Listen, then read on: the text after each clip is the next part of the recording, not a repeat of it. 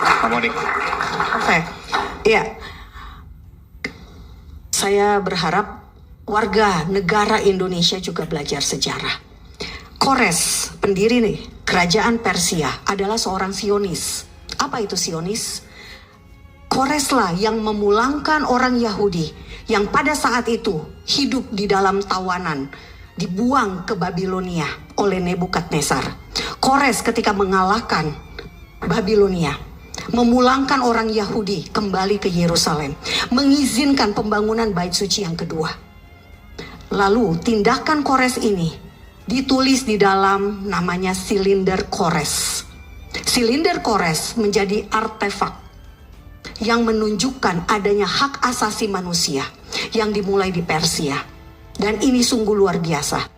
Silinder Kores, hak asasi manusia itulah yang dijadikan rujukan Piagam HAM, Piagam Hak Asasi Manusia, Declaration of Human Rights dari PBB.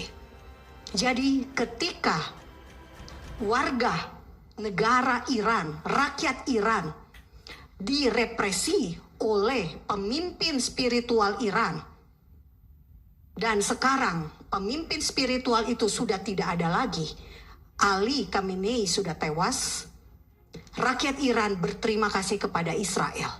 Ini terjadi dalam bentuk mereka yang ada di diaspora datang ke sinagoga, rumah ibadah orang Yahudi, ke kedutaan besar untuk kasih bunga, kasih ucapan, bilang terima kasih. Lucunya kenapa orang Indonesia yang gak pernah ke Iran, yang mungkin gak pernah tahu, gak pernah ketemu orang Iran, malah belain Iran. Dalam hal ini adalah pemimpinnya yang represif tadi. Bahkan di Indonesia ini, berapa banyak orang Iran yang menjadi pencari suaka, kabur dari Iran. Karena apa? Tidak ada HAM di Iran. Tidak ada kebebasan pers di Iran.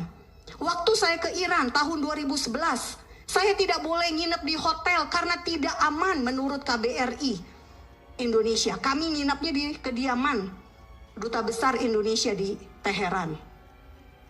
Jadi jangan mau diajarin kebencian. Kita lahir tidak pernah bisa memilih jadi orang apa. Bayi lahir tidak mungkin diajarin sama orang tuanya kebencian. Namun kebencian itu bisa diajarkan di sekolah, di institusi-institusi yang lain.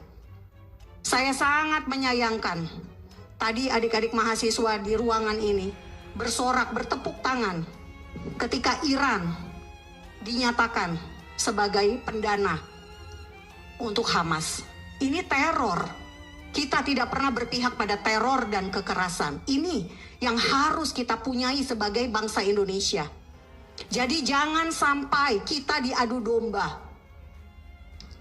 Indonesia tidak pro Arab, tidak pro Iran.